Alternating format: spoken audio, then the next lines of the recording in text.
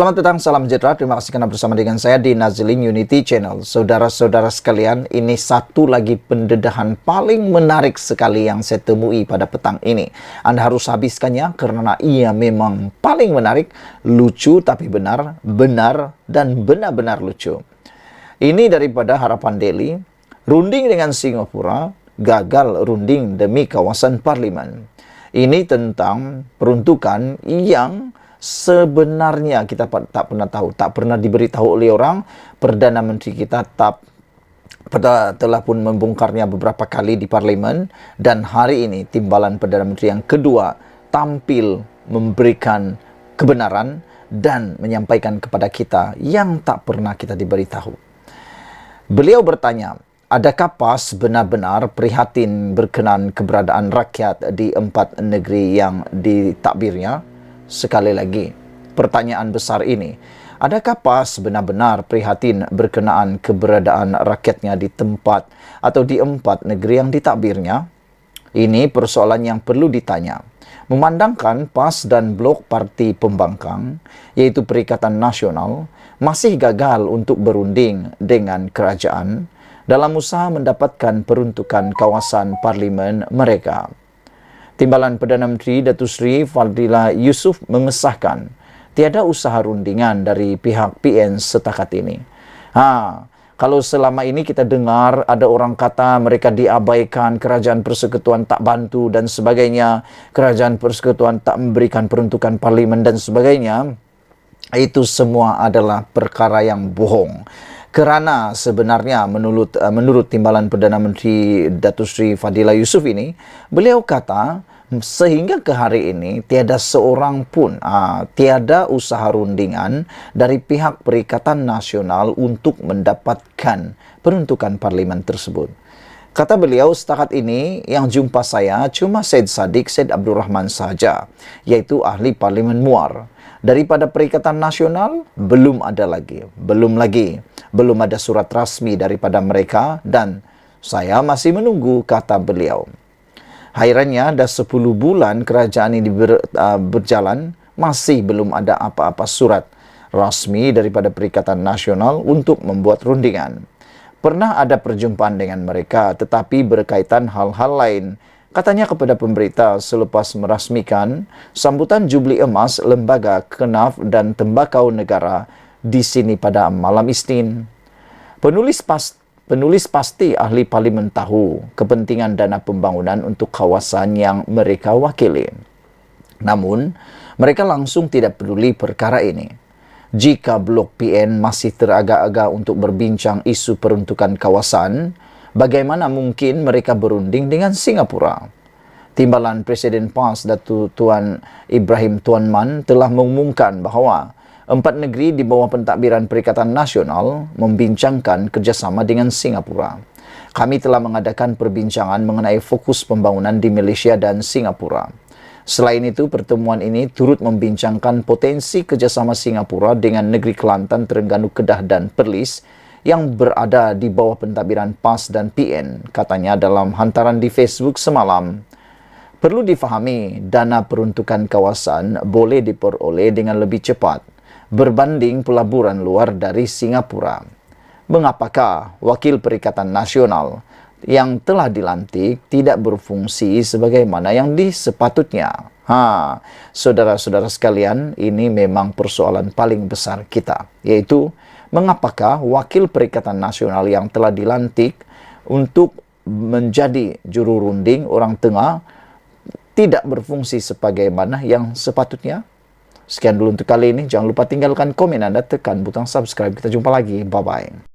Selamat petang, salam sejahtera. Terima kasih karena bersama dengan saya di Nazilin Unity Channel. Akhirnya, Anwar Ibrahim umum keputusan yang paling ditunggu-tunggu.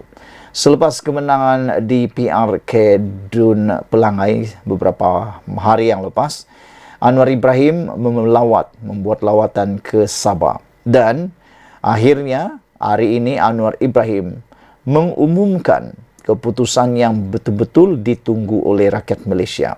Hari ini melalui Malaysia Kini, Anwar mengarahkan supaya disegerakan projek Lebuh Rayapan Borneo di Sabah. Bagi kita yang ada di Sabah, bagi kami rakyat di Sabah, pastinya ini adalah berita yang paling memberikan kita sukacita, memberikan kita kegembiraan. Kerana Lebuh Raya Pan Borneo ini adalah nadi kepada ekonomi dan juga nadi kepada pengangkutan di Sabah.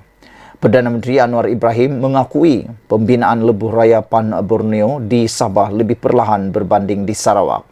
Justru kata Anwar Ibrahim, Timbalan Perdana Menteri Fadillah Yusof telah ditugaskan untuk memastikan pembinaan Lebuh Raya itu berjalan lancar dan tidak lagi tertangguh, sekaligus memenuhi janji kepada rakyat negeri Sabah.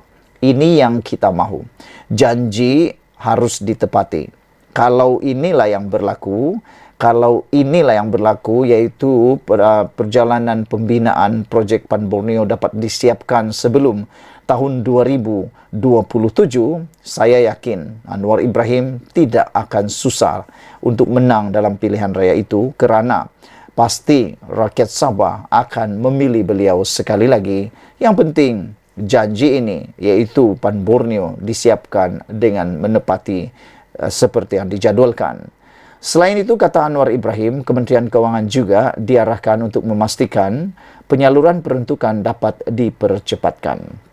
Saya setuju, Pan Borneo, Sarawak hampir siap, tapi Sabah amat perlahan. Jadi tugas Timbalan Perdana Menteri yang kedua adalah untuk menyegerakannya, kata Anwar Ibrahim. Kementerian Keuangan setuju untuk fast track asalkan ada proses tender terutama untuk kawasan Sabah, kerana Pan Borneo ini berpuluh tahun tertangguh peruntukannya ada, kata Anwar Ibrahim. Oleh kerana kita sudah janji kepada rakyat Sabah dan Sarawak, jadi tidak ada alasan kita lengahkan. Malah dalam Kembara Kenali Borneo ada dibangkitkan kepada Yang di-Pertuan Agong Al Sultan Abdullah Riyatuddin Al Mustafa Billah Shah, kata Anwar ketika sesi pertanyaan-pertanyaan menteri di Dewan Rakyat hari ini. Dalam masa yang sama, Anwar berkata agensi penguatkuasa digesa bertindak tegas dalam memastikan tiada unsur rasuah dan ketirisan dalam projek pembinaan Lebuh Raya tersebut. InsyaAllah, kata Anwar Ibrahim, dalam beberapa aspek saya akan jumpa hari Jumaat. Tetapi dari sudut ketirisan, saya setuju. Kita kena tegas dan saya minta semua agensi penguatkuasa supaya jangan tolak ansur. Pastikan tidak ada lagi kebocoran dan ketirisan, kata beliau. Anwar menjawab soalan tambahan Muhammad Safi Abdal, warisan sempurna, mengenai kelewatan projek Pan Borneo Sabah berbanding di Sarawak yang sudah hampir siap. Selain masalah bekalan air yang berterusan disebabkan isu ketirisan. Untuk rekod, jadual Kementerian Kerja Raya mengenai 15 pakej fasa 1 projek Pan Borneo Sabah yang dijadual siap pada akhir tahun depan sukar dicapai. Ahli Dewan Undangan Negeri Adun Sindumin, Yusuf Yaakob, sebelum ini berkata, dia tidak yakin jaminan itu dapat dipenuhi berdasarkan perkembangan semasa kerja pembinaan di semua pakej tersebut atau terbabit. Katanya, cara kerja kontraktor yang lambat dan tidak tersusun, selain dilihat tidak profesional, menyukarkan projek itu disiapkan mengikut tempoh yang ditetapkan. Sekian dulu untuk kali ini. Jangan lupa tinggalkan komen anda. Sila tekan butang subscribe. Malaysia kita punya. Kita juga sama-sama cintai Malaysiaku. Bye-bye. Selamat petang, salam sejahtera. Terima kasih kerana bersama dengan saya di Nazilin Unity Channel. Isu tentang bekalan beras semakin hangat dikatakan di Malaysia. Bahkan baru-baru ini sudah tak tahan lagi, akhirnya Anwar sendiri, Perdana Menteri Malaysia yang ke-10, tampil memberikan amaran paling keras kepada semua orang yang cuba-cuba mahu menipu, yang cuba-cuba mahu mengambil keuntungan, menyusahkan rakyat. Anwar Ibrahim mengatakan beliau tidak akan melepaskan dan dia akan mencari sampai kedapatan orang yang cuba menipu, cuba memanipulasi, cuba mengambil kesempatan atas perkara tentang beras ini. Dan terkini, satu sindiket penipuan beras telah dibongkar oleh SPRM. SPRM akhirnya membongkar sebuah syarikat di Kedah kerana tipu bekalan beras. Ini memang menarik kerana ianya berlaku di Kedah yang dipimpin oleh Muhammad Sanusi Maknur. Suruhanjaya Pencegahan Rasuah Malaysia SPRM berjaya membongkar satu kegiatan penipuan pembekalan beras sebanyak 28,000 tan metrik bernilai RM100 juta melibatkan sebuah syarikat di Kedah yang menyebabkan kepincangan pengedaran dan penjualan bahan makan ruji itu di negara ini. Menurut sumber SPRM, syarikat tersebut sebelum ini dipercayai mendapat kontrak pembekalan beras di Semenanjung Malaysia daripada sebuah syarikat pertanian milik kerajaan negeri bernilai lebih RM100 juta setahun, kira-kira 7 tahun lepas. Berdasarkan kontrak itu, syarikat tersebut telah membuat pinjaman bank sebanyak RM30 juta sebagai pembiayaan projek terbabit beberapa tahun lepas, katanya dalam kenyataan hari ini.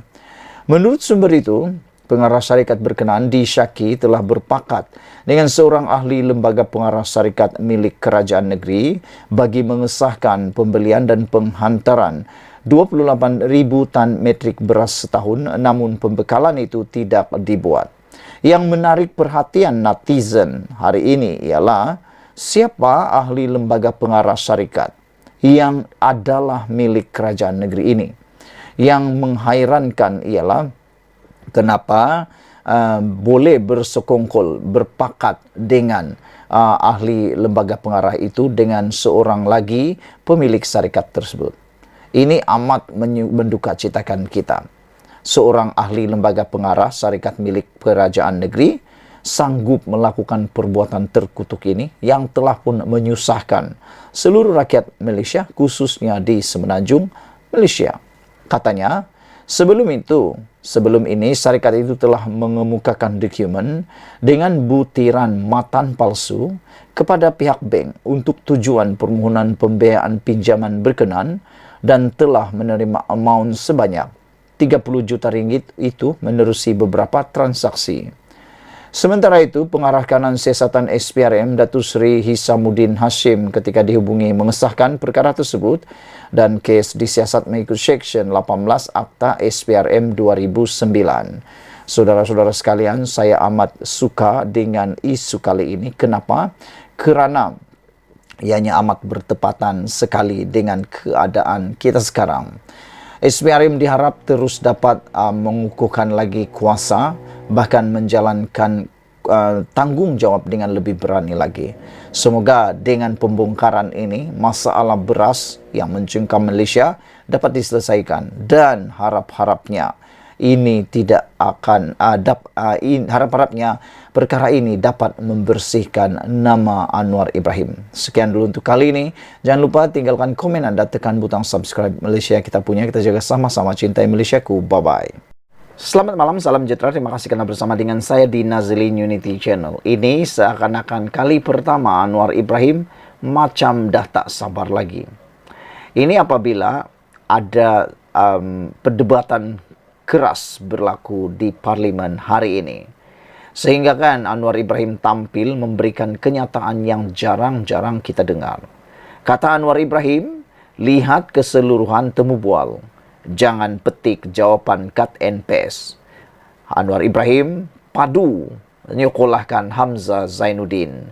Hamzah cuba-cuba untuk menemplak, untuk cuba-cuba membuat Anwar Ibrahim malu di parlimen. Tapi padu Anwar Ibrahim menjawab Hamzah Zainuddin. Dia kata, sila lihat keseluruhan temu bual, jangan petik jawapan cut and paste. Perbuatan memetik jawapan cut and paste ini adalah perbuatan orang pemalas. Orang yang cut and paste ini pemalas. Tidak habis apa yang dia dengar. Hanya sedutan-sedutan penting-penting saja. Ialah sekarang ini ramai cyber trooper. Yang herannya, ramai juga ahli politik ini termakan kebodohan dan juga kemalasan cyber trooper. Kenapa saya cakap mereka tu cyber trooper ni kadang-kadang ada sikap kebodohan dan kemalasan? Kerana mereka hanya suka petik-petik, potong-potong ucapan orang dan lalu dihantarlah kepada media sosial dan ahli politik pula bulat-bulat terima pula apa yang sudah disunting, di cut and paste oleh segorombolan cyber trooper yang memang penuh dengan kebodohan dan juga penuh dengan kemalasan itu. Mereka copy and paste, lalu ahli-ahli politik ini pula tak tahulah, boleh-boleh pula percaya dengan cut and paste tersebut. Oleh sebab itu, kita memohon supaya ahli politik pada masa ini jangan terlalu percaya dengan cut and paste di dalam mana-mana media sosial. Dengarlah sampai habis. Itu nasihat Anwar Ibrahim. Lihat keseluruhan temu bual, jangan petik jawaban cut and paste, kata beliau. Perdana Menteri Anwar Ibrahim membidas Hamzah Zainuddin, PN Larut, dan menasihatkan ketua pembangkang itu supaya tidak membaca penjelasannya berkaitan ekonomi madani yang telah disunting dan dimuat naik di laman sosial semata-mata. Merujuk wawancaranya bersama Christian Amanpour dari CNN baru-baru ini, kata Anwar Ibrahim sebagai seorang bekas menteri dan wakil rakyat, Hamzah Zainuddin perlu melihat temu bualnya secara penuh dan bukan sekadar membaca jawapan cut and paste. Menurut temu bual CNN, saya sorkan Larut lihat keseluruhan temu bual itu dan tidak lihat cut and paste yang dibuat, kata beliau. Kita telah pun tunjukkan yang dikeluarkan CNN yang memberikan liputan sepenuhnya. Tapi ada unsur khianat yang memotong, menunjukkan tidak ada jawaban lengkap.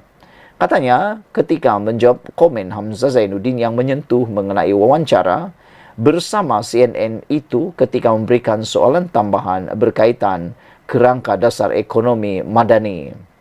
Anwar menambah bahawa tindakan yang tidak bertanggung jawab itu bertujuan memberi persepsi negatif terhadap diri Anwar Ibrahim. Hamzah sebelum itu meminta Perdana Menteri menjelaskan inovasi baru ekonomi madani yang dikatakan berbeza dengan dasar wawasan kemakmuran bersama 2030. Dasar itu diperkenalkan Dr. Mahathir Mohamad 4 tahun lalu semasa senerahu kerajaan Pakatan Harapan. Mengulas lanjut, Anwar berkata, ekonomi madani yang dicetuskan di bawah pentadbirannya bertunjangkan kemampanan ekonomi dan pembangunan fizikal selain isu nilai dan ihsan. Asas pertama, konteks negara kita berbeza pasca COVID-19. Kita terima kenyataan kita berhadapan dengan keadaan tidak terjangkau dan kadang-kadang berlaku dalam keadaan serentak.